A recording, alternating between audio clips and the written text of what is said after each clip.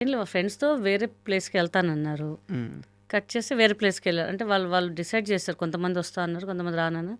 అప్పటికప్పుడు వాళ్ళు వేరే ప్లేస్ డిసైడ్ చేసుకున్నారు. చీరాల ఎళ్తా అన్నారు ఫస్టు. హ్మ్. బీచ్ ఉంది అక్కడ ఎంజాయ్ చేయడానికి. నేను అప్పటికే వద్దు. నైట్‌లో ఇంకా జర్నీస్ వద్దు. ఎందుకంటే నేను ట్రావెల్ చేస్తుంటా చాలా ప్లేసెస్‌లో. ఓవర్‌గా వస్తుంటాయి వెహికల్స్. లేదు మా డ్రైవర్ ఉన్నాడు. మేము వెహికల్ మాట్లాడామంటే ఒక డ్రైవర్ ఉన్నాడంటే మనకు ఫుల్ కాన్ఫిడెన్స్ ఉంటుంది. ఎవరి పిల్లలైనా సరే నాకు భయమేస్తుంటది. పిల్లలు కొంచెం యంగ్ బ్లడ్ కదండీ! వెళ్తూ ఉంటది వాళ్ళకి. సో, కట్ చేస్తే నెక్స్ట్ డే తెలిసిందేంటంటే ఇక్కడ గోకర్ణ దగ్గర అని తెలిసింది అంతే ఇంకా. రోడ్ యాక్సిడెంటా? రోడ్ యాక్సిడెంట్ అండి. హ్మ్.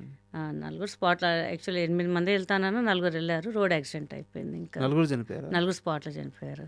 అది రోజు ఆల్మోస్ట్ నేను చనిపోయాననుకున్నారు నాకైతే. వాళ్ళ ఫ్రెండ్ బాడీ చూసినప్పుడు నేను పడిపోయా అక్కడికెళ్ళినప్పుడు హాస్పిటల్‌కి. సో, అప్పుడు కూడా లేదు నేనసలు. హ్మ్. తర్వాత ఇంటికొచ్చాక అప్పటికి మా బాబు బాడీ కూడా చూడలేదు నేను. అక్కడికెళ్ళినా కూడా పడిపోయాను. పోస్ట్‌మార్టం చేశారు. మా ముందు వెహికల్ పోతే నాకు ధైర్యం కాలేదు ఎళ్లి చూడ్డానికి కూడా అసలు. ఇంటికొచ్చాక 1:00కి దగ్గర దాకా ఎళ్లి పడిపోయా ఇంక నేను. చాలా ట్రై చేశా లేపడానికి. వాటర్ కొట్టారు. ఇంక హాస్పిటల్‌కి తీసుకెళ్దామా అన్న లెవెల్‌లో అయిపోయారు. తర్వాత కొంచెం కళ్ళు తెరవంగానే కొంచెం ఇదిగా అయిపోయారు. లేకపోతే నేను కూడా చనిపోయారనుకున్నాను మాక్సిమం ఇంకా. అదే కొన్ని వార్తలు బయటకొచ్చినియి. నిజం అండి. నిజం. హ్మ్. అందరూ చాలా భయపడిపోయారు చాలా. హ్మ్.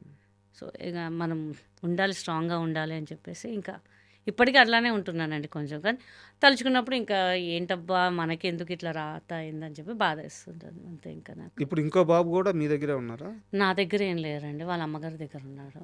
ఇప్పుడు మీరు రీల్స్ చేసే పాప ఎవరు? మా పాప మా కజిన్ సిస్టర్ డాటరు. హ్మ్. నేనే అడాప్ట్ చేసుకున్నాను తనని కూడా. హ్మ్. ముగ్గురు మొత్తము. హ్మ్. సో, తను ఇప్పుడు ఎంబీబీఎస్ చేస్తుంది పాప ఫస్ట్ ఇయర్. హ్మ్. బాబు వాళ్ళ మమ్మీ దగ్గర ఉండి సంథింగ్ అదే ఎట్లా అయిపోయిందంటే ఇద్దరు బాబుల్ని తీసుకున్నాను కదా!